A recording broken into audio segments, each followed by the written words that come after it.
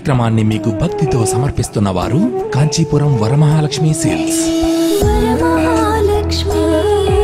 సాయి భక్తులందరూ తప్పకుండా సబ్స్క్రైబ్ చేసుకోండి. సాయి సరస్వతంలో టెలికాస్ట్ అవుతున్న వీడియోస్ అన్నిటిని వీక్షించే ప్రయత్నం చేయండి. క్షీరసాగర్ కథ ద్వారా గొప్ప తత్వాన్ని, సత్యాన్ని బాబా మనకు తెలియచెప్తున్నాడు. ఏమిటి ఆ తత్వం? ఇంటి ఎలవెల్పులను మర్చిపోవద్దు. దేవతా ఉపాసన. దేవతా ఉపాసన ఏమిటి అంటే ఇంటి ఎలవెల్పుల్నే పూజించాలి. 33 కోట్ల దేవతలు, దైవాలు ఉన్నటువంటి హైందవ సంస్కృతిలో ఎవరిని పూజించాలి అనేది పెద్ద మీమాంస. దీనికి భగవంతరావు క్షీరసాగర్ కథే పెద్ద నిదర్శనం. ఇంటి దేవుళ్లను మర్చిపోవకండి, మీ ఇంటి ఎలవెల్పుల్నే పూజించండి. అంటే మిగతా వాళ్ళు దేవుళ్ళు కాదా అని కాదు ఇక్కడ అర్థం. అందరూ భగవంతుడే. కిరాణా షాపుకు పోతే లేదా స్వీట్ షాపుకు పోతే అన్ని స్వీట్స్ కనిపిస్తాయి.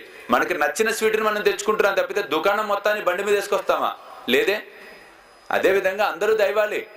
కానీ మన ఇంటి ఎలవెల్పు ఎవరో గుర్తించి వారిని పూజించినట్లయితే అందరూ ఒకడే, సబ్కా మాలిక్ ఏక్ అంటున్నాడు బాబా. దయచేసి అది విశ్వసించండి. ఇక్కడ క్షీరసాగర్ కథ చూసినట్లయితే బలవంతరావు క్షీరసాగర్ యొక్క కొడుకుని బాబా ద్వారకామాయికి ఈడ్చుకురావటం అనేది జరిగింది. అతను వచ్చాడు, బాబాకు నమస్కరించాడు. వెంటనే బాబా అతను వంక చూస్తూ శ్యామ గారితో చెప్పాట, పక్కనున్న భక్తుడితో, ఒరేయ్ వీడు నన్ను విఠలుణ్ణి ఇద్దరిని కడుపు మాడుస్తున్నాడు రా, మాకు నివేదన పెట్టడంలా అన్నట్ట. అతను ఉలిక్కిపడ్డాడు ఒక్క క్షణం.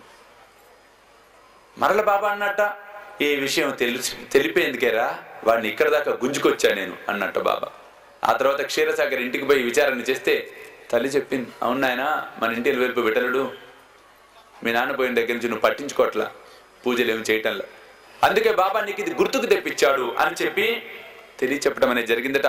ఈ విషయం తెలుసుకున్న క్షీరసాగర్ ముఖ్యంగా మరల కార్యక్రమాలన్నిటినీ, పూజా కార్యక్రమాలని పునఃప్రారంభించడం అనేది జరిగిందట. కాబట్టి సాయి బంధువులారా, పూజా కార్యక్రమాలు దయచేసి శ్రద్ధతో చేయండి. బాబా నైవేద్యం పెడుతున్నప్పుడు బాబా స్వీకరిస్తున్నాడనే భావన ఉండాలి తప్పితే ఏదో గబగబా గంట కొట్టేసేసి ఎప్పుడెప్పుడు మనం ఆ ప్రసాదం తిందామా లేదా ఎప్పుడెప్పుడు అది వదిలించుకుందామా అనేటువంటి స్థితి తెచ్చుకోకండి. దయచేసి వదిలించుకోకండి. ఇది వదిలించుకోవటానికి సాదాసిద్ధ లౌకిక విషయం కాదు. ఆధ్యాత్మికతలో వదిలించుకోవటం అనేది ఉండదు, తగిలించుకోవటమే.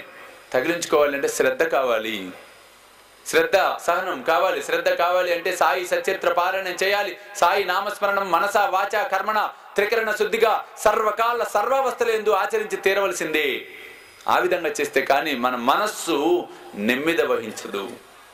ఆ విధంగా చేస్తే కానీ సాధనలో ముందుకు మనం పోలేము.